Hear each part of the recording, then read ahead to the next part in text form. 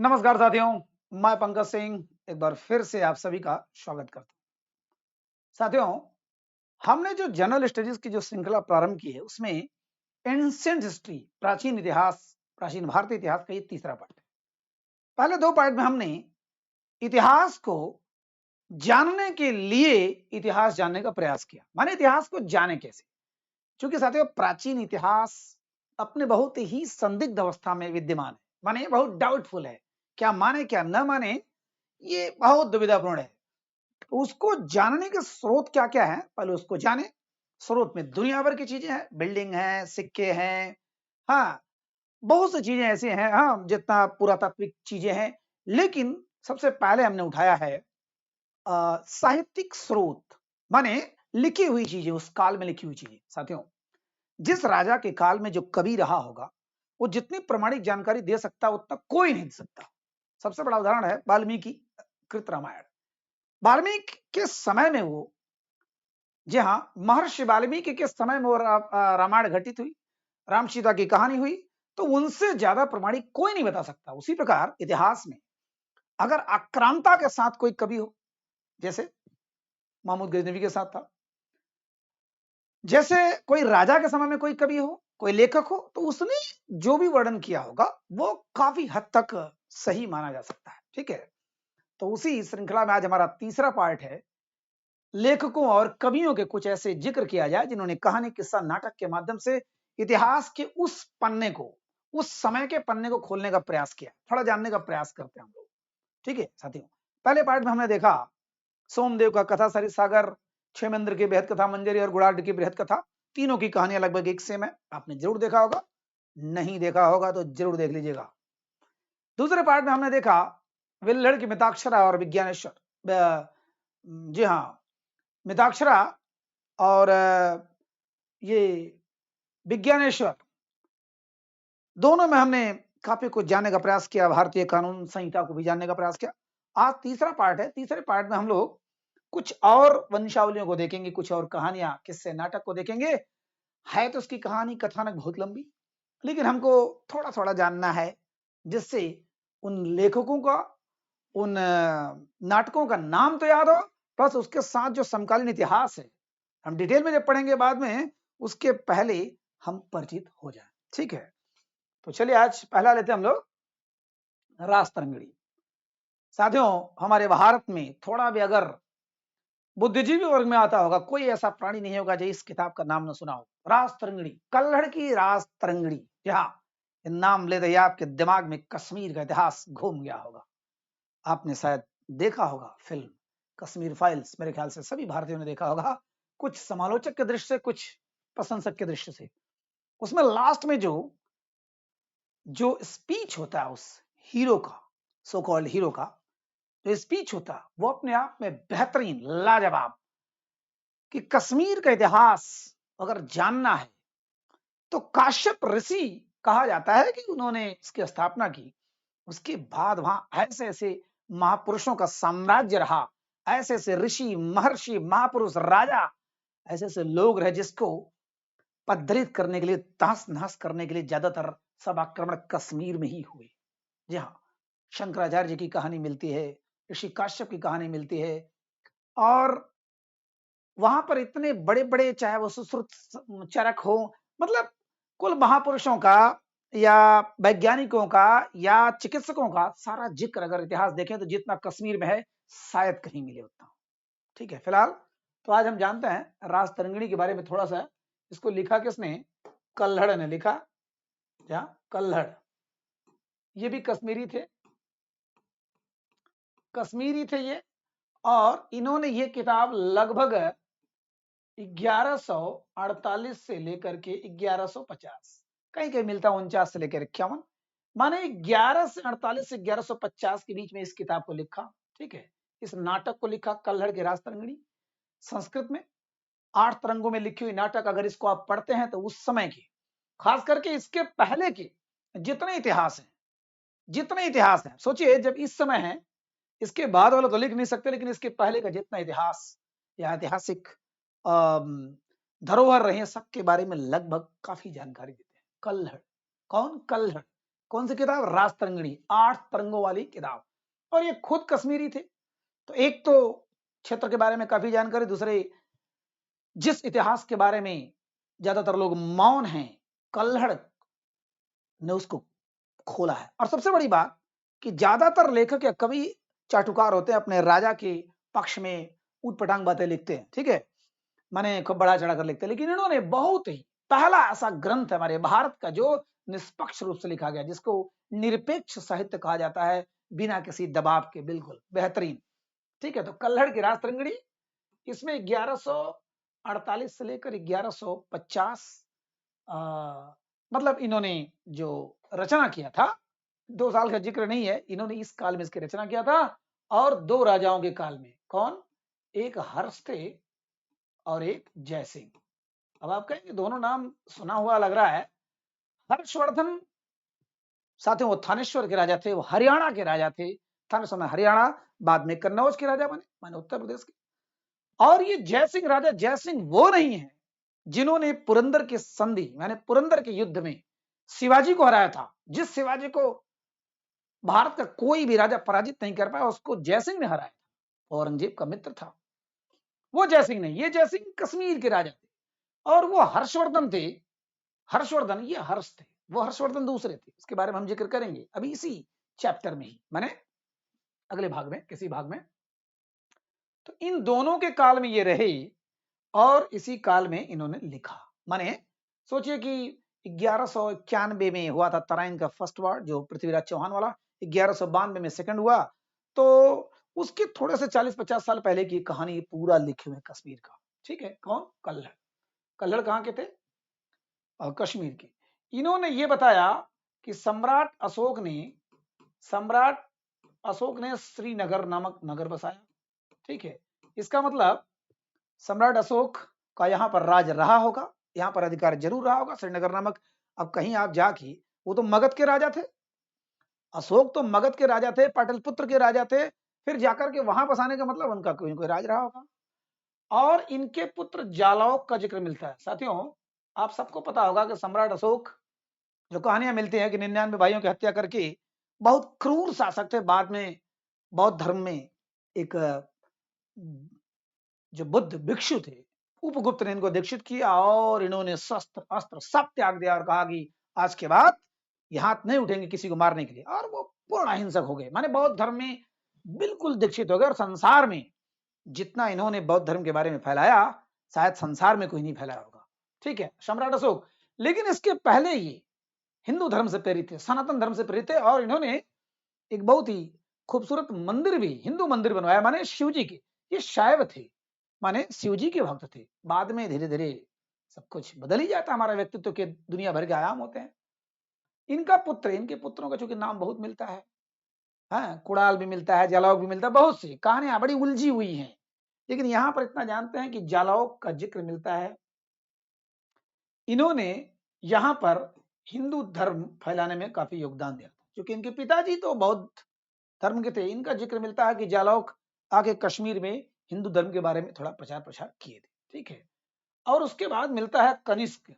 ये जो नॉर्मल 2-3 नाम मिलता है, कनिष्क। कनिष्क कुषाण वंश का संस्थापक, किसने नाम नहीं सुना होगा, जो इतिहास के छात्र छात्रा हैं।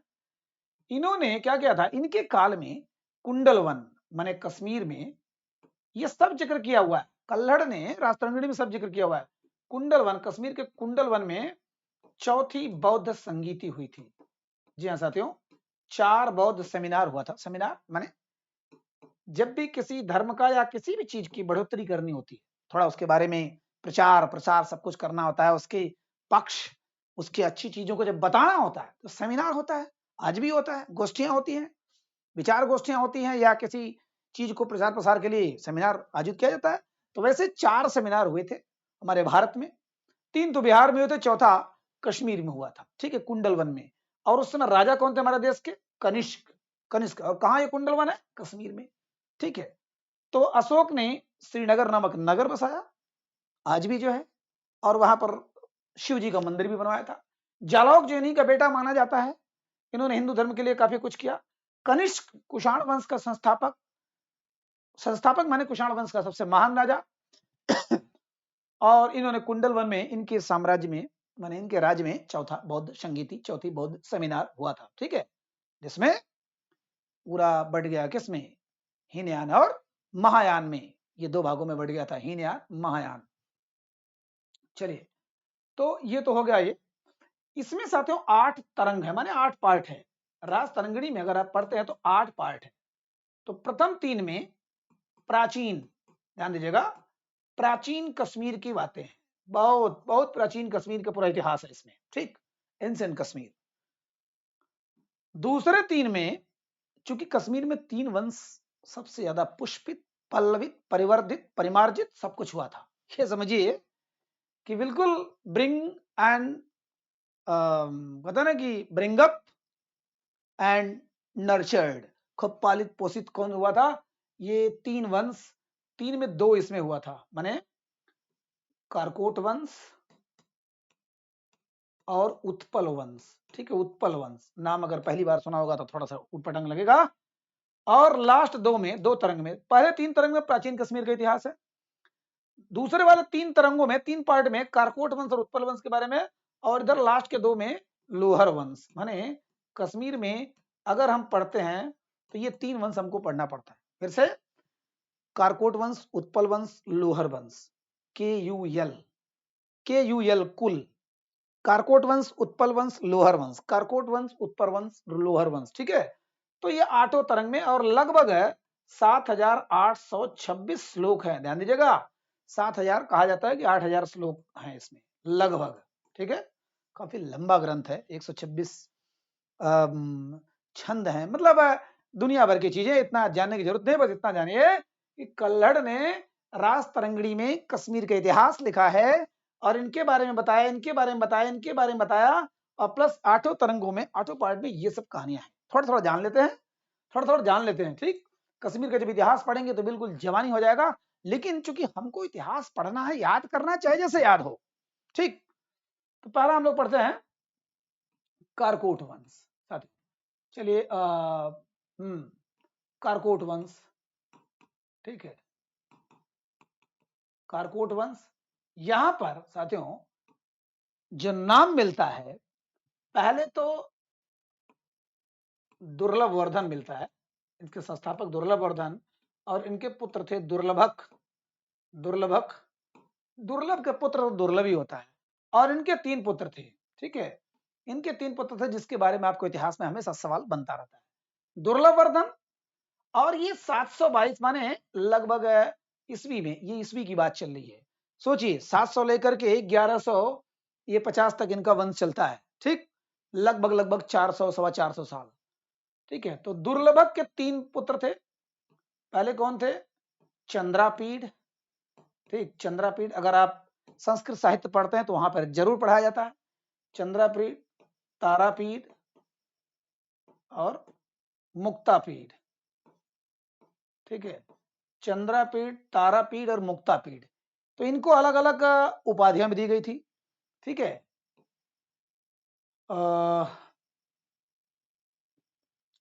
चूंकि हमको इनके बारे में ज्यादा जानना है, तो यहां पर ललितादित्य मुक्तापीड नाम अगर सबने सुना होगा साथियों, मैंने 4-5 साल पहले एक बहुत ही बेहतरीन क्लास इनके बारे में लिया था, और मेरा रिक्वेस्ट है कि अगर वास्तव में कश्मीर के इतिहास को भरपूर जानना चाहते हैं तो मेरा वीडियो जरूर देखिएगा, डालेंगे, उस पर आएगा क्या, पुराने वाले चैनल पर वीसीएल विद पंकज सिंह पर, ललितादित्य मुक्तापीड या कश्मीर का इतिहास, ठीक है।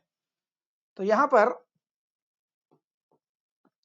इनका उपाधि था वज्रादित्य, वज्र की तरह थे ये, तारापीठ का उदयादित्य, ठीक है, उदयादित्य, और इनका ललितादित्य। अगर याद ना होता तो थोड़ा सा बता दें, चंद्र, चंद्रमा वज्र की तरह, बिल्कुल, चूंकि शीतल होते हैं, ठंडे होते हैं, ठंडे माने गंभीर होता है, गंभीर आदमी वज्र के समान होता है, पता ना, यही जिंदगी है यहाँ जिए वही लोग जो सारे गम भुला के आंसुओं में मुस्कुराते हैं। तो चंद्रापीठ इनका वज्रादित्य, चंद्रमा वज्र की तरह, तारा उदय हो रहा है, तारापीठ माने उदयादित्य, तारापीठ, और ललितादित्य मुक्तापीठ। इनका नाम तो वैसे भी, क्योंकि कश्मीर में इनको अगर आप नहीं पढ़ा तो किसी को नहीं पढ़ा, इतना बड़ा राजा साथियों, इतना बड़ा राजा, हमारे देश में इतना बड़ा साम्राज्य स्थापित करने वाला कोई आज तक पैदा ही नहीं हुआ, ना सम्राट अशोक न चंद्रगुप्त विक्रमादित्य, न हर्षवर्धन, न पृथ्वीराज, कोई भी नहीं। कहने का मतलब इतना एक छत्र, इतना बड़ा साम्राज्य स्थापित करने वाला कोई नहीं हुआ, लेकिन इनको इनके बारे में कौन जानता है? बहुत कम लोग जानते हैं। हाँ, उस फिल्म में जिक्र किया गया है ललितादित्य मुक्तापीठ, जो कश्मीर फाइल्स में है। इनके बारे में ज्यादा जानने की जरूरत नहीं है, इनके बारे में ज्यादा जानने की जरूरत नहीं। इनके बारे में है क्या है कि यह जो भारत हमारी मातृभूमि है, इन्होंने कहां से कहां तक राज किया था। यहाँ अफगानिस्तान से लेकर, यहाँ मध्य एशिया से लेकर, यहाँ चाइना तिब्बत से लेकर, यहाँ असम से लेकर के, और इधर दक्षिण भारत, इधर इतना बड़ा साम्राज्य किसी का नहीं था, किसी का नहीं था। ठीक है, माने अफगानिस्तान इधर इतना दूर, भारत के बाद पाकिस्तान, पाकिस्तान के बाद अफगानिस्तान, मध्य एशिया जो आज हम लोग तान सुनते हैं, पांचों तान ना, Kazakhstan, Tajikistan, Turkmenistan, Kyrgyzstan, Uzbekistan, पांचों तान, ये मध्य एशिया। मध्य एशिया फिर चाइना तक जीतने वाला। हाँ, इनका जिक्र उसमें मैंने बहुत किया हुआ है, बाद में करूंगा, लेकिन अभी यहाँ पर केवल हल्के में। और ये असम, कामरूप और प्राग ज्योतिषपुर, इसी बारे में नाम लीजिए। असम का नाम प्राचीन क्या था? कामरूप, और दूसरा था प्राग ज्योतिषपुर। और इसमें आप जितना भी आप सवाल बनाइए, प्राग ज्योतिषपुर, यहाँ फिर इधर फिर इधर, ये आदमी, और इनको क्या कहा जाता है? भारत का सिकंदर। साथियों, अगर सवाल आ जाए कि भारत का सिकंदर किसे कहते हैं, ठीक है, भारत का सिकंदर ललितादित्य मुक्तापीठ, बहुत बड़े योद्धा, बहुत बड़े बड़े युद्ध को जीतने वाला। और इनका नाम क्यों मशहूर है? इन्होंने कश्मीर में सूर्य का मार्तंड मंदिर बनवाया था, जो आज भी है। साथियों, सूर्य का मार्तंड मंदिर, जी हाँ, सूर्य का मार्तंड मंदिर बनवाया था, जो आज भी अपने खंडहर रूप में है, लेकिन है। क्यों है? क्योंकि ऐसा मंदिर था, यह ऐसा जलवा था, जलजला था हमारे ललितादित्य मुक्तापीठ का या सनातन धर्म का सूर्य का मंदिर, जिसको तोड़ने के लिए कश्मीर का सबसे गंदा राजा अगर कोई हुआ तो सिकंदर। वो सिकंदर वो वाला नहीं, यूनान वाला नहीं, सिकंदर बुत शिकन, बुत माने मूर्ति, शिकन माने तोड़ने वाला, सिकंदर बुत शिकन। उसने साथियों आगे चल के जब वो राजा हुआ, सोचिए, वो जब सिकंदर यहाँ का राजा हुआ, उसने इस सूर्य मंदिर को तोड़ने का हजारों उपाय किया। सिकंदर बुत शिकन, ध्यान दीजिएगा, सिकंदर बहुत ही गंदा राजा। इसका बेटा उतना ही मशहूर हुआ है, जिसको हम लोग बोलते हैं जैनुल आब्दीन। जैनुल आब्दीन माने कश्मीर का अकबर बोला जाता है। सही झूठ बात की बात है, लेकिन यह सिकंदर जो था बहुत ही गंदा इंसान। इसने सूर्य के मार्तंड मंदिर जो बनवाया गया था किसके द्वारा? ललितादित्य मुक्तापीठ द्वारा। इसको तोड़ने का सैकड़ों बार प्रयास किया, बार बार सोचा कि धूल दूसरित कर दे, नहीं कुछ कर पाया। तब इसने क्या काम किया? चारों तरफ के अगल बगल के जंगल को आग लगा दिया, जल के कुछ तो सुलग फुलग के कुल खत्म हो जाएगा, फिर भी कुछ नहीं हुआ। तो इसने उस मंदिर के चारों तरफ खाई बनवा दिया, बहुत खोद खोद खोद के लकड़ियां काट काट कर उसमें डाल दिया और उसमें आग लगा दिया। तो उसके आग के से दरच आएगी जो टूट फूटोगी, तब भी नहीं टूटा। नुकसान हुआ काफी आज खंडर रूप में, लेकिन आज भी है। सूर्य का मार्तंड मंदिर आज भी है। सोचिए, 1000 साल से पहले, सोचिए इनका काल कब से कब तक था? ये 699 से लगभग 760 तक थे। 760 तक राज किया, 724 से 760 तक, लेकिन पैदा हुए थे 799 में, अरे 699 में, ठीक है, 699 ईस्वी में, ईसा पूर्व में नहीं, ईस्वी में। एक मोटा मोटा आंकड़ा बता दे रहा हूं, ठीक है। तो चंद्रापीठ, भद्रादित्य, तारापीठ, उदयादित्य, मुक्तापीठ, ललितादित्य, ललितादित्य, मुक्तापीठ, ठीक है। तो इनकी कहानी है कि सूर्य के मार्तंड मंदिर बनवाया था इन्होंने। और दूसरी बात कि ये बहुत बड़े योद्धा, बहुत बड़े विजेता थे, जिसको बहुत कम लोग जानते हैं, ठीक है। ये हो गया कौन सा वंश का? कारकोट वंश का, जो ये पहला वंश है, कारकोट वंश, ठीक है। अब दूसरा हम लोग देखते हैं। आपने स्क्रीनशॉट ले लिया होगा या नहीं, तो आप नोट करते चलेंगे, ध्यान दीजिएगा। हमेशा विद्वान बनने का या घोटने का एक ही तरीका होता है, नोट करते चलिए। वो पीडीएफ वोडीएफ तो सब मिलता रहता है, ठीक है। चलिए, कारकोट वंश हो गया, और अब बनता है उत्पल वंश। तो उत्पल वंश में एक ही नाम बहुत मशहूर है, क्या? अवंतिवर्मन। वेरी वेरी इंपॉर्टेंट, अवंतिवर्मन बहुत महान राजा। कैसे राजा कि इनके राज में एक बहुत बड़े सुइया नामक इंजीनियर थे। सुइया का भी जिक्र उस फिल्म में आया हुआ है। जब कश्मीर के इतिहास का जिक्र करते हैं, कश्मीर के चरित्र का जिक्र करते हैं, तो सुइया, ललितादित्य मुक्तापीठ, कल्हड़, हर्ष, जयसिंह, दुनिया भर के नाम आते रहते हैं, ठीक है। महा ऋषि कश्यप, और आचार्य शंकराचार्य, ठीक है। तो सुइया ये इतने बड़े इंजीनियर थे कि इन्होंने जो नदियों में इतनी ज्यादा कश्मीर में बाढ़ आती थी, कश्मीर में आपने सुना ही है, ये दुनिया भर का आज भी है, सिंधु नदी और झेलम, ये सब सब कश्मीर की नदियां थी। तो उसमें बाढ़ बहुत आती थी, बहुत ज्यादा बाढ़ आता था। क्यों बाढ़ आता था? क्योंकि उसमें बहुत ज्यादा पत्थर उत्थर सब गिर गया था, कोई निकालने वाला था नहीं, उस समय इतना औजार नहीं था, उस समय इतना टेक्नोलॉजी नहीं थी। तो ये सुइया नामक इंजीनियर ने कहा कि हमको पैसा दीजिए, कुछ पैसे दीजिए, फिर मैं इसमें काम करवाता हूँ। पैसा लेकर के गट्टर बांध करके फेंक दिया नदी में, और जितने उस समय भूख से बिलबिला रहे थे, क्योंकि बाढ़ की वजह से सब फसल नष्ट हो जाती थी, उसके बाद फिर दोबारा वाले भी फसल नष्ट हो जाती थी, सब बर्बादी था, भूखमरी थी। तो उसने पैसे के पोटली बांध करके फेंक दिया जगह जगह पर, जहां जहां पत्थर ज्यादा थे। भूख से बिलबिलाते हुए लोग कूद गए, कूद करके उस पत्थर को निकाल कर बाहर किए, सोचे उसको खोजने के चक्कर में पत्थर को निकाल कर सब फेंक दिया, और साफ हो गया। उसके बाद बाढ़ खत्म हो गया हमेशा हमेशा के लिए। और वहां से अवंतिवर्मन ने दुनिया भर के नदी नहरें निकाल करके पूरे कश्मीर को हरा भरा कर दिया, ठीक है। सुइया बहुत बड़े इंजीनियर थे। आज लोग टेक्नोलॉजी के दम पर सब काम कर रहे, बड़े वो दिमाग था, कितना जबरदस्त इंजीनियर थे अवंतिवर्मन, ठीक है। यहीं पर साथियों, इसी कश्मीर में विष्णु शर्मा ने पंचतंत्र लिखा था। पंचतंत्र की कहानी आपने सुना होगा। फिलहाल बार बार उस कश्मीर के इतिहास का जिक्र आ रहा है, लेकिन हमको केवल इसको पकड़ के रखना है। उत्पल वंश में अवंतिवर्मन का जिक्र आता है, ठीक है। कहानियां बड़ी लंबी है, लेकिन उसके बाद आता है लोहर वंश। लोहर वंश साथियों, लोहर वंश में सॉरी, एक नाम इसमें और आता है, रानी दिद्दा। जी हाँ, रानी दिद्दा नाम सुना होगा आपने। इनका कब से कब तक था? 958 से लेकर के 1003 तक, ध्यान दीजिएगा, 1003 तक, 958 से लेकर के 1003 तक ये वैसे।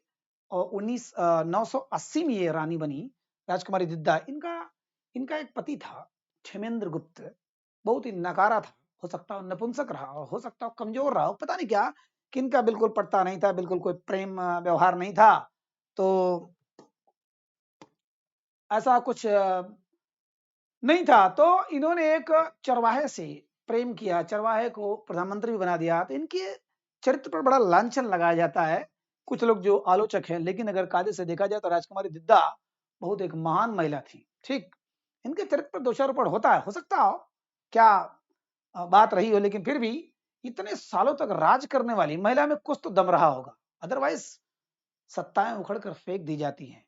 इतना इतना मजबूत कश्मीर उस समय नहीं था कि कोई हलचल न हो पाए सत्ता के खिलाफ।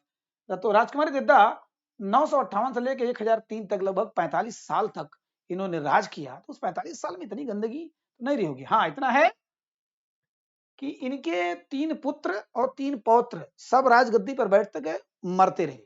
लोग कहते हैं कि इन्होंने ही मरवाया, इन्होंने मरवाया, अपने आप नहीं मरते, इन्होंने मरवाया, मरवा के लास्ट में ये अपने राज की। उसके बाद एक चरवाहे से प्रेम किया, उसको शादी कर लिया, उसको प्रधानमंत्री बना दिया। तो इनके चरित्र पर बड़ी उंगलियां उठाई जाती हैं। लेकिन 52 युद्ध कलाओं में माहिर थी, ध्यान दीजिएगा, 52 युद्ध कला माने बिना शस्त्र के भी जबरदस्त लड़ती थी, जूडो कराटे के मास्टर थी राजकुमारी दिद्दा, रानी दिद्दा, ध्यान दीजिएगा, राजकुमारी न कहें, रानी दिद्दा कहें। तो और 150 से ज्यादा युद्ध जीती थी, कितनी बड़ी योद्धा रही होंगी। तो सब कुछ नेगेटिव तो नहीं हो सकता इनके खिलाफ, ठीक है।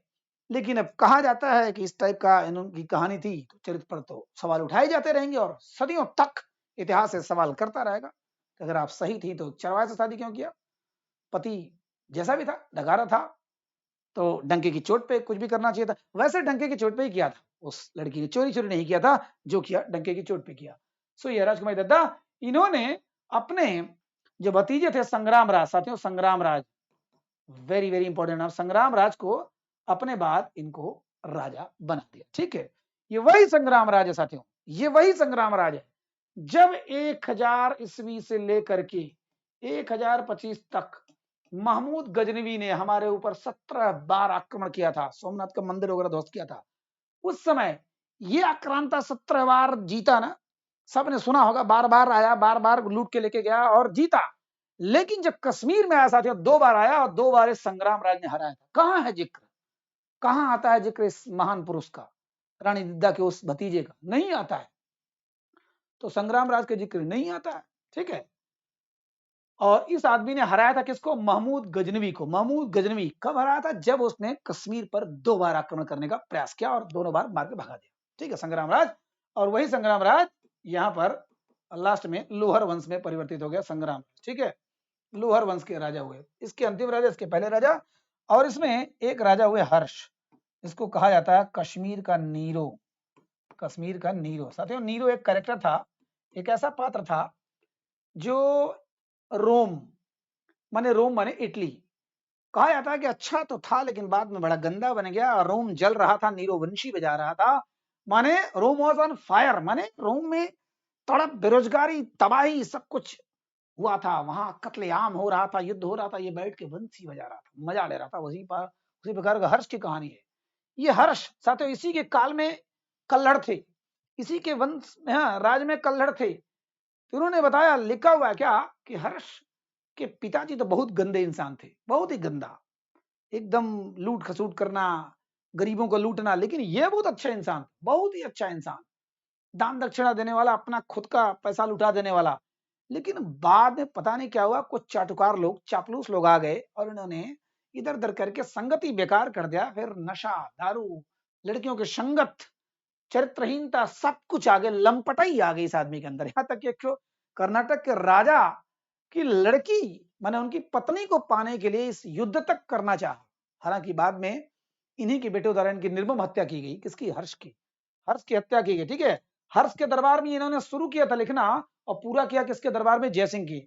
इसी में लास्ट में आया जयसिंह, और जयसिंह के दरबार में पूरा किया। कब? 1148 से लेकर के 1150 के बीच में इन्होंने पूरा कर दिया। ठीक है, तो कल्हड़ की राज तरंगिणी से किसकी कहानी मिलती है? कश्मीर के बारे में मिलती है। कश्मीर में कितने वंश हुए? 3 वंश, कारकोट वंश, उत्पल वंश, लोहर वंश। कारकोट वंश, उत्पल वंश, लोहर वंश। कारकोट वंश में महान राजा ललितादित्य मुक्तापीड। उत्पल वंश में कोई ऐसा राजा नहीं था, हाँ, रानी दिद्दा थी, रानी दिद्दा और संग्राम राज, जिसने महमूद गजनवी को 2 बार हराया था। और लोहर वंश में हर्ष, कश्मीर का नीरो। और हाँ, इसको मैंने हल्का सा बताया कि जिस सिकंदर ने सूर्य के मार्तंड मंदिर को तोड़ने का बार बार प्रयास किया था, उसी सिकंदर का बेटा एक था जैनुल आब्दीन, जिसको कश्मीर का अकबर कहा जाता है। और जो कहानियां मिलती है आज तक, जैनुल आब्दीन बहुत ही अच्छा इंसान था, हिंदुओं के साथ बड़ा प्रेम पूर्वक व्यवहार करता था। इसने किसी भी त्योहार को, हिंदू त्योहार को मनाने की रोक नहीं की। इसने खुद टीका चंदन लगाता था। मतलब कहा जाता है कि इसने हिंदुओं के विकास के लिए बड़ा काम किया वहां पर। उसी का बाप इतना बड़ा क्रूर आदमी था और वो बेटा बहुत ही नरम दिल का रहा। ठीक है, जो कहानियां किस्सा मिलती है, तो इससे कल्हड़ की राज तरंगिणी से हमको इतिहास के बारे में काफी जानकारी मिलती है। तो ये कथा एक किताब न मान करके इसको एक पूरी कथा मानिए। ठीक है, चलिए दूसरा देखते हैं। देवी चंद्रगुप्तम। साथियों, इसको देवी चंद्रगुप्तम नाम से स्पष्ट है कि चंद्रगुप्त की कहानी है। चंद्रगुप्त साथियों, चंद्रगुप्त मौर्य हुए थे और चंद्रगुप्त विक्रमादित्य हुए थे। ठीक है, देवी चंद्रगुप्तम, यह कहानी चंद्रगुप्त द्वितीय विक्रमादित्य के शुरुआत की कहानी है। आइए इस कहानी का आनंद लेते हैं थोड़ा सा। इसी कहानी के माध्यम से गुप्त काल के बारे में भी काफी कुछ जान जाएंगे। ठीक है, और इसको किसने लिखा? विशाख दत्त ने। विशाख दत्त, देवी चंद्रगुप्तम। ठीक है, देवी चंद्रगुप्तम, विशाख दत्त। तो इसमें कहानी क्या मिलती है? गुप्त वंश। साथियों, गुप्त वंश आपने नाम सुना होगा कि इसमें महान महान राजा हुए। जैसे हम अगर बात करें, इसका संस्थापक कौन थे? श्रीगुप्त, श्रीगुप्त और चंद्रगुप्त प्रथम। चंद्रगुप्त प्रथम, ठीक। और इनके लड़के हुए समुद्रगुप्त। ठीक है, समुद्रगुप्त। समुद्रगुप्त के बारे में कौन नहीं जानता? भारत का नेपोलियन, ये वो हम लोग गुप्त काल में पढ़ेंगे डिटेल में। और इनके 2 बेटे थे, 2 बेटे थे। बड़े पुत्र का नाम था, जो कहानी में मिलता है, रामगुप्त, रामगुप्त, और छोटे बेटे का नाम था चंद्रगुप्त, चंद्रगुप्त। ठीक है, रामगुप्त। इनकी पत्नी का नाम था क्या? दुर्वामिनी या दुर्वामिनी, ठीक है, दुर्वामिनी नाम था। आपने जयशंकर प्रसाद का नाटक जरूर पढ़ा होगा, दुर्वामिनी। ये पूरी कहानी है, वही कहानी है, देवी चंद्रगुप्तम कहिए या दुर्वामिनी कहिए, कहानी वही है। गुप्त वंश के संस्थापक कौन थे? श्रीगुप्त और चंद्रगुप्त, मतलब घटोत्कच कहा जाता है, घटोत्कच, घटोत्कच के बाद चंद्रगुप्त प्रथम, चंद्रगुप्त प्रथम के बाद समुद्रगुप्त, समुद्रगुप्त के बाद रामगुप्त और चंद्रगुप्त, ठीक, चंद्रगुप्त, जिसके बारे में हम लोग आज भी जानते हैं कि विक्रमादित्य की कहानी जो सुनाई जाती है हमको, चंद्रगुप्त द्वितीय विक्रमादित्य, यही चंद्रगुप्त। रामगुप्त को इस कथा में कहा गया ये कायर आदमी थे, रामगुप्त, ठीक। गुप्त वंश की बात हो रही है, जो स्थापत्य कला का स्वर्ण युग था, प्राचीन स्थापत्य कला का। तो रामगुप्त को कहा जाता है एक कायर आदमी था। शक शासक, एक विदेशी शासक ने आक्रमण किया गुप्त वंश पर। उस समय यही राजा था, क्योंकि बड़ा भाई था, ये छोटे थे, ये छोटे थे, और इनकी पत्नी ये थी, बड़ा भाई था। तो ये राजा था, राजा के रूप में हार गया, ये युद्ध नहीं जीत पाया। और जब उसने शर्त रखा कि तुम, एक शर्त पर मैं तुम्हारे साम्राज्य को लौटा सकता हूं अगर तुम अपनी पत्नी को मुझे दे दो। तो इस रामगुप्त, जैसे जब आप जयशंकर प्रसाद को पढ़ते हो दुर्वामिनी में, तो दुर्वामिनी में यह दिखाया गया कि रामगुप्त को डाउट था, शक था कि चंद्रगुप्त और हमारी पत्नी का प्रेम है, माने मेरे भाई का और मेरी पत्नी से चक्कर चल रहा है। लेकिन इसमें दिखाता है कि जब वो त्याग करने के लिए मांगता है दोनों में से किसी एक को, तो कहता नहीं, अपने भाई का मैं त्याग नहीं करूंगा, अपनी पत्नी को त्याग कर सकता हूं, भाई को, मेरा खून का रिश्ता नहीं त्याग कर सकता। तो इसको भेजा जाता है। और इसमें और कई कहानियां मिलती है, मैं बहुत शार्ट में बता रहा हूं क्योंकि पहला ही कथा लंबा हो गया थोड़ा। तो दुर्वामिनी और इनका इसमें एक वेश्या से प्रेम भी दिखाया गया है, ठीक है, इस कथानक में, इस कथानक में। तो दुर्वामिनी को बचाने के लिए चंद्रगुप्त, विक्रमादित्य, बाद में विक्रमादित्य को उपाधि मिलती है, इन्होंने कहा कि ठीक है, तुम स्वीकार कर लो कि वहां जाओ, उसके पास जाओ। क्योंकि ये बहुत डिस्टर्ब हो गई, दुखी हो गई कि मुझे राजा सौंप रहे एक विदेशी शासक को, मैं उसकी पटरानी बनने जा रही हूं और ये आदमी यहां राज करेगा। तो चंद्रगुप्त से थोड़ा सा पेपा पेपा होता है, बातचीत होती है, रोना गाना होता है। इन्होंने कहा कि ठीक है, मुझे साड़ी दो। साड़ी इनकी वेश्या, जो इनकी प्रेमिका थी, उसने उपलब्ध कराया। फिर ये पहन कर जाते हैं वहां पर, लड़की का वेश बना के, मैंने साड़ी उड़ी पहन के जाते हैं और वहां पर उस शक राजा का वध करते हैं। वध करने के बाद फिर रामगुप्त को भी जान से मार देते हैं। फिर उसके बाद कहानी मिलता है कि इनसे शादी हो जाती है। छोटी सी कहानी है, देवी चंद्रगुप्तम, ठीक है, विशाख दत्त, यही सेम सेम कहानी दुर्वामिनी की है, ठीक है। दुर्वामिनी, कौन नहीं जानता इस कहानी को, मैंने बहुत शॉर्ट में बता दिया। गुप्त वंश में एक कायर राजा रामगुप्त, रामगुप्त के छोटे भाई विक्रमादित्य यानी चंद्रगुप्त, चंद्रगुप्त, यही लास्ट में इनको कहा था चंद्रगुप्त द्वितीय विक्रमादित्य, साथियों। और इन्हीं के दरबार में कालिदास जी थे, ध्यान देने का। चंद्रगुप्त द्वितीय विक्रमादित्य के दरबार में 9 रत्न थे, जिसमें घटरपन, कालिदास, वारामिहिर, विष्णु शर्मा, माने धन्वंतरी, ये बड़े बड़े महापुरुष, बड़े जो नवरत्न थे, इनके दरबार में थे, चंद्रगुप्त द्वितीय विक्रमादित्य। और एक कहानी जो मिलती है, जो क्या नाम है, जो त्रियाचित्रम, त्रियाचित की जो कहानी मिलती है, रानी पिंगला की कहानी, और इनके बड़े भाई, नाम नहीं याद आ रहा है मुझे, बड़ा गजब का नाम है, आप सभी लोग जानते हो उस नाम को, मैं हजारों लाखों बार ले चुका हूं उस नाम को। चलिए, अभी दिमाग में आएगा तो बता दूंगा। चंद्रगुप्त द्वितीय विक्रमादित्य की जो पौराणिक कहानी बताई जाती है, वो इन्हीं कहानी मिलती है, ठीक है।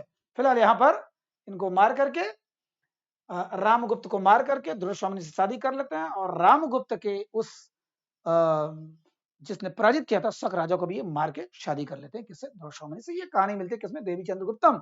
माने जब इस किताब को आप पढ़ते हो तो गुप्त वंश के बारे में थोड़ी बहुत जानकारी मिलती है, हालांकि सारा प्रमाणिक नहीं है, कुछ कहानी के साथ काल्पनिक लगती है, लेकिन फिर भी जानने का कुछ तो स्रोत मिलता है। जहां कुछ नहीं है वहां भागते भूत की लंगोटी है बली है, ठीक है। तीसरा आता है मुद्रा राक्षस, ये भी है विशाख दत्त का, साथियों, ये भी विशाख दत्त का, ठीक है। विशाख दत्त का मुद्रा राक्षस नाम से ही आप थोड़ा सा समझ गए होंगे, राक्षस अलग है, मुद्रा अलग है। वहां पर राजतरंगिणी था, राजाओं की नदी। फिर उसके बाद आपका देवी चंद्रगुप्तम, देवी राजकुमारी कुमारी देवी और चंद्रगुप्त की कहानी मिलती है। दुर्श्वामिनी तो जयशंकर प्रसाद ने उसका नाम दिया है।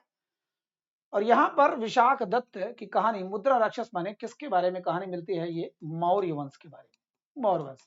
अभी हम लोग गुप्त वंश के बारे में देख रहे थे।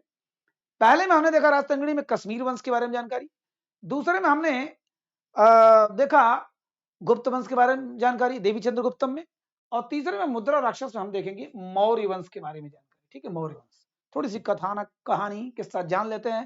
हालांकि ये विश्वास है कि आपको इतना कुछ आता है, बचपन से चाणक्य की कहानी सुनते चले आ रहे हैं। ठीक है, तो राक्षस जो था, ये ध्यान दीजिएगा, थोड़ा सा भूमिका बता दूं जल्दी याद हो जाएगा। ये मगध, मगध माने बिहार, पाटलिपुत्र वाला क्षेत्र है या वो पटना वाला क्षेत्र। मगध का एक राजा था, कौन? घनानंद। सबने नाम सुना होगा। बहुत ही इसको कमीने के रूप में दर्शाया जाता है इतिहास में। कुछ लोग अच्छा मानते हैं कि बढ़िया था, क्योंकि पहला दलित राजा था, वृषल राजा था। कुछ इस मामले में अच्छा मानते हैं, कुछ मानते हैं कि इसने चाणक्य को सबक सिखाया इसलिए अच्छा था। मतलब जिसकी जैसी मानसिकता।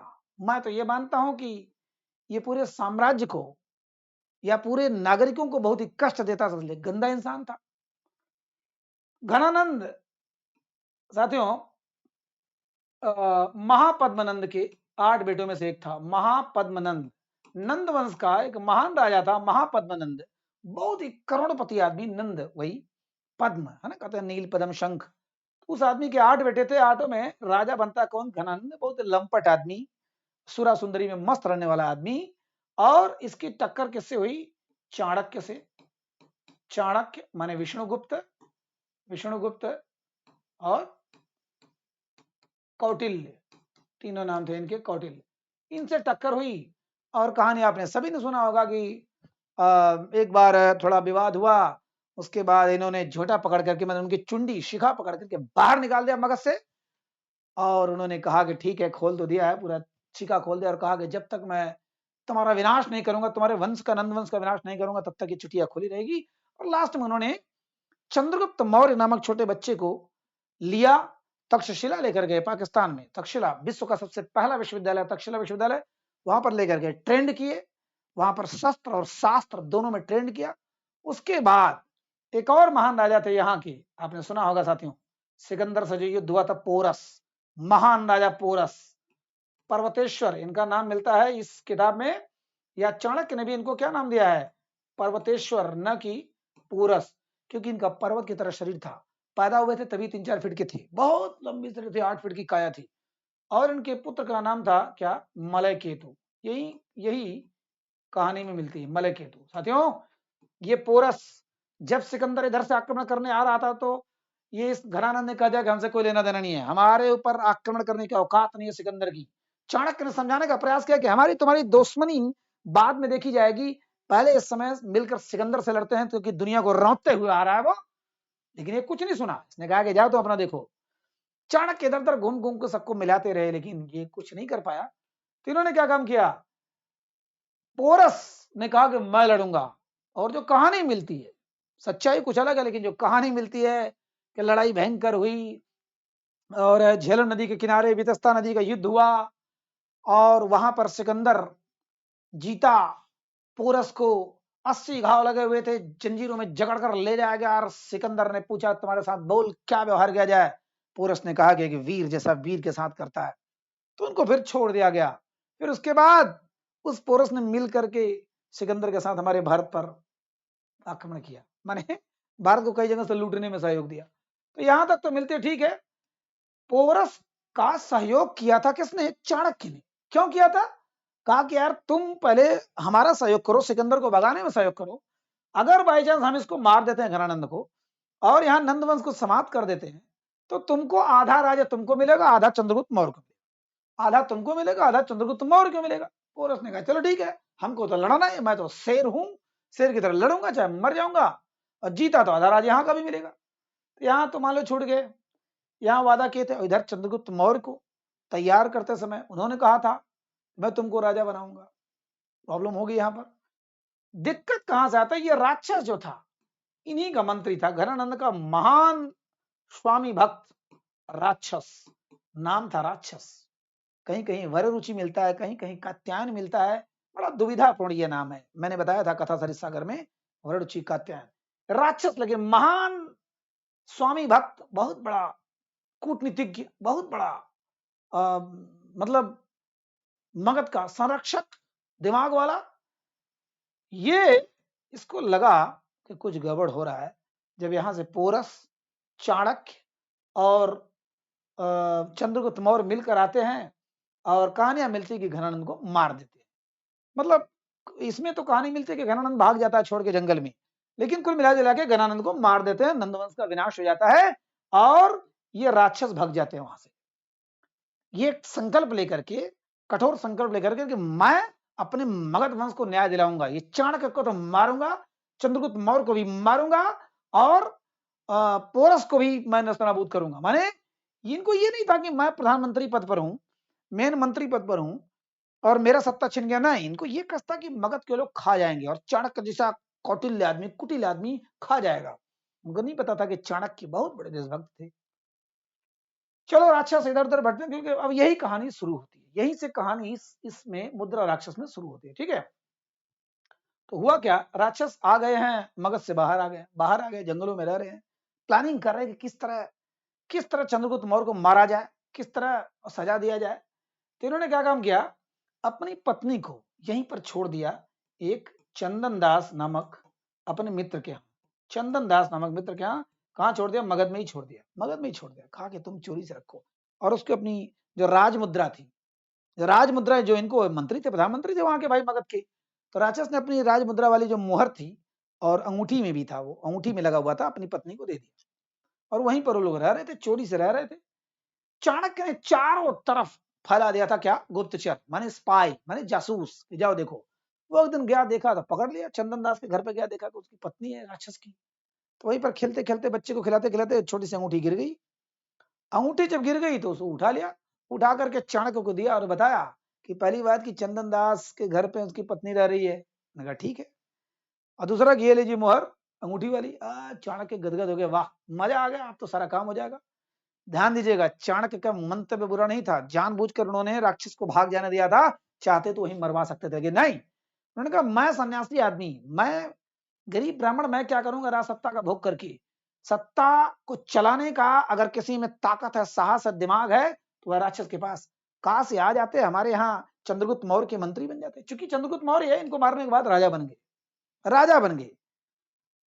राजा बनने के पहले छोटी सी घटना, वहां खूब खूब संगम हो रहा है, मनमान नाच गाना हो रहा है, तो इस राक्षस ने चोरी से भेजा एक विष कन्या कि जाओ तुम चंद्रगुप्त मौर्य को डस लो, काट लो, मार दो, उनके साथ रहो, एक रात में जान ले लो उसकी। लेकिन चाणक्य ने उसकी आंखों को देखकर अंदाजा लगा लिया कि ये विष कन्या है। नाचते नाचते वहीं पर पोरस भी बैठा हुआ था, चूंकि आधा राज उसको चाहिए था, आधा उनको। तो धीरे धीरे कहा जाए, जाओ पोरस, आज हम तुमको ये कन्या इनाम देते हैं, चंद्रगुप्त मौर्य को बाद में कोई मिल जाएगी।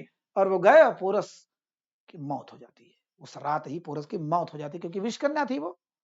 ठीक है, विषकन्या थी, मौत हो जाती है। माने चाणक्य ने एक तीर से दो शिकार किया, पहले तो अपने चंद्रगुप्त मौर्य को बचाया और दूसरे पोरस को भी मरवा दिया, क्योंकि वो रहता तो आधा राज्य देना होता, कहीं ना कहीं लफड़ा जरूर होता।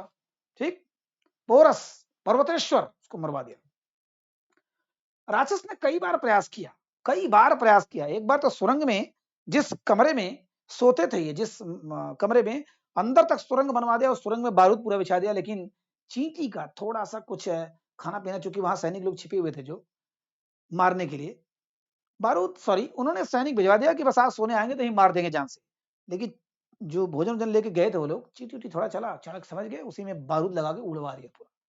और सबसे बड़ी चीज, चाणक्य की खासियत संसार में कहीं नहीं मिलेगा कि चंद्रगुप्त मौर्य के जितने अंगरक्षक थे, जितने बॉडीगार्ड थे, सब महिलाएं थी। कि पुरुष तो आकर के मिल जाएंगे, कहीं भी किसी भी देश से आकर के मिल के सारा जासूसी कर सकते हैं, लेकिन महिला ट्रेंड तो कहीं होती नहीं, महिला कहां से मिलेंगी, इसलिए महिलाओं का वो करते थे कई बार। यहां तक कि जिस दिन उनका राजतिलक होना था चंद्रगुप्त मौर्य का, जो तोरण द्वार था, जैसे आज हम लोग गेट बनाते हैं, नकली गेट शादी उदी के दिन, उसको इतना बड़ा कहा कि गिरवाया कि गिर जाएगा, मर जाएंगे, लेकिन वहां भी चाणक्य ने अपने दिमाग से बचा लिया। ठीक है, समझ गए थे कि कुछ गड़बड़ है, देख करके कि गिरेगा जरूर और उसको सही करवा दिया। ठीक है, कई बार बचाए, लेकिन चाणक्य चाहते थे कि राक्षस मरे नहीं, यही मंत्री बने, प्रधानमंत्री बने। लेकिन ये कहां से मानेंगे?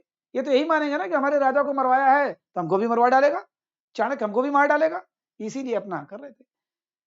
चाणक्य ने क्या काम किया, ये मुद्रा तो ले लिया। देखिए मुद्रा, मुद्रा जो था वो, ध्यान दीजिएगा, वो मुद्रा अंगूठी वाला मुद्रा लेकर के, अच्छा मलय केतु कहां गया? क्योंकि मलय केतु के बाप पूरस को मरवाया चाणक्य ने, चंद्रगुप्त मौर्य ने मिलकर मरवाया। इसको नफरत हो गई यहां से, अरे बाप रे, लोग हमारे बाप को मरवा दिया, हमको भी मार देंगे। ये भी भाग के आया किसके पास? राक्षस के पास। मलय केतु आया, मलय केतु, और कहा कि हम आपके साथ मिल करके हमला करेंगे, किसके ऊपर? चंद्रगुप्त मौर्य के ऊपर हमला करेंगे, हम लोग मारेंगे। किसको? चाणक्य को मारेंगे। तो सोचे, चाणक्य सोचे गरीब, बाप रे बाप, मलय केतु भी मिल गया, राक्षस भी मिल गया, और भी लोगों को मिलाएगा पट्टा, बड़ा बदमाशी कर रहा है, यहाँ पर अपना जासूस बैठाया ये चंदन दास वगैरह।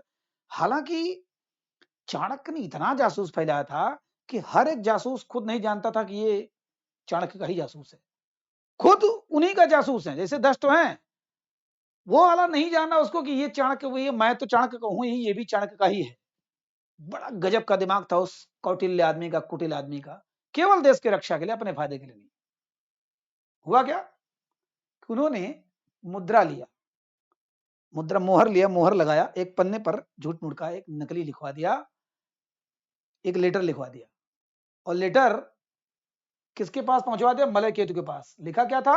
राक्षस के नाम से लिखवा दिया, राक्षस के नाम से, कि राक्षस लिख रहे हैं कि हे चाणक्य, इस समय मलय केतु हमारे पास आ गए हैं, मैंने लगभग सारी व्यवस्था कर दी आपको सौंपने के लिए, आप लेके जाइए, मारिए काटिए, चाहे जो भी करिए, बस जो काम आपने हमको सौंपा था वो हमने पूरा कर दिया। और ये ऐसे ढंग से पहुंचवाया कि इनके हाथ में पड़ गया, और मलय केतु पढ़ते उसके हाथ के तोते उड़ गए। गरीब बाप रे बाप, जिसके साथ मैं दिन रात रह रहा हूँ, राक्षस, ये तो हमको मरवाने के चक्कर में पड़ा हुआ है। इस आदमी का मोह भंग हो गया इनसे, और ये भग गए, समझाते रह गए कि ये कौटिल्य की चाल है, चाणक्य की चाल है, लेकिन ये बंदा चला गया, चला गया और भग गया। इसकी कहानी बस यहीं तक मिलती है। माने मुद्रा के माध्यम से, मुद्रा के माध्यम से इनसे फूट डलवा दी, ठीक है, क्योंकि वो राजमुद्रा थी, और राजमुद्रा का जब निशान पड़ेगा तो इनको मानना ही पड़ेगा कि ये तो राक्षस की मुद्रा का, माने मगध की मुद्रा का ये प्रतीक है, मानना ही पड़ेगा। सही था, कितना भी देते रह गए आश्वासन कि नहीं हमने नहीं किया, हमने नहीं किया, नहीं माना, चला गया ये बंदा, ये और अकेले पड़ गए। दूसरी बात, इनको सरेंडर करने के लिए कहा गया, कई बार कहा गया, ठीक है। इन्होंने विषकन्या से मरवाया, दूध में जहर देकर मरवाने का प्रयास किया, सुरंग में आदमी को बैठाया कत्ल करने के लिए, तोरण द्वार को गिरवाया, नहीं मारे। ये सोच रहे कैसे क्या कर दूं कि ये बंदा मर जाए, अभी सोच ही रहा था। चाणक्य ने एक चाल चला, इनके मित्र चंदन, चंदन दास को पकड़वा लिया, इनके पत्नी को भी पकड़वा लिया, बेटे को भी पकड़ लिया, और कहा कि अगर सरेंडर करते हैं तुम्हारे मित्र ये राक्षस, तब तो हम तुम्हें छोड़ेंगे। तो उसने कहा कि हमारे मित्र राक्षस तो सरेंडर नहीं करेंगे, मैं अपनी जान दे दूंगा, लेकिन उनका पता नहीं बताऊंगा। एकदम तैयारी हो गई, फांसी की तैयारी होगी। ज्यों ही फांसी लगने वाला था, ये बेचारे भाग के जाते हैं, गरीब बाप रे, मेरी वजह से मेरा मित्र फांसी चढ़ने जा रहा है। जाते हैं, कहते हैं कि हे चाणक्य, मुझे फांसी दो, मैं मरने के तैयार हूं, मैं सरेंडर करता हूं, मैं छोड़ता हूं। चाणक्य ने कहा कि चलो भैया, जिस चीज के लिए हमने चाल चला था वो सफल हो गया। चंदन दास को छोड़ दिया, उन्होंने कहा कि गले मिलाया और कहा कि आप इस प्रधानमंत्री का पद स्वीकार कर लीजिए, जिससे ये मौर्य साम्राज्य बहुत उन्नति कर लेगा। हमसे कोई मतलब नहीं है, क्योंकि मैं एक सन्यासी आदमी, अपने कुटिया में रहने वाला आदमी, मैं चला जाऊंगा। उन्होंने कहा ठीक है भाई। उनको समझ में आ गया कि चाणक्य हमारे प्रति गलत नहीं है। और इस प्रकार से राक्षस और मुद्रा, मुद्रा राक्षस कहानी किसने लिखा? विशाख दत्त ने। और इसके पढ़ने से किसके बारे में जानकारी मिलती है? कुछ मौर्य वंश का, चाणक्य का, राक्षस का, ठीक है, ये सब कहानियां मिलती है। तो ये 3 कहानियां हमने देखा सकते, विशाख दत्त का देवी चंद्रगुप्तम और मुद्रा राक्षस, और कल्हड़ की राजतरंगिणी। मेरे ख्याल से किताब के नाम के साथ साथ आपको कई चीजें तैयार हुई होंगी, अगर आपको समझ में, थोड़ा सा तेज मैंने पढ़ाया जरूर, लेकिन कहानी तो समझ में आ गई होगी। दूसरी वाली कहानी बहुत जल्दी में बताया, देवी चंद्रगुप्तम, लेकिन वो चूंकि इतनी बार जिक्र आएगा उसका कि मेरे ख्याल से भूलेगा तो नहीं वो, ठीक है। रामगुप्त चंद्रगुप्त, रामगुप्त कुमारा, चंद्रगुप्त से शादी होगी धनुष्यामिनी की, यानी देवी, देवी, ठीक है। चलिए नेक्स्ट जल्दी मिलते हैं। और ये आपका ऐतिहासिक पृष्ठभूमि तैयार करने में कितना योगदान रहा कमेंट जरूर करिएगा, बताइएगा जरूर।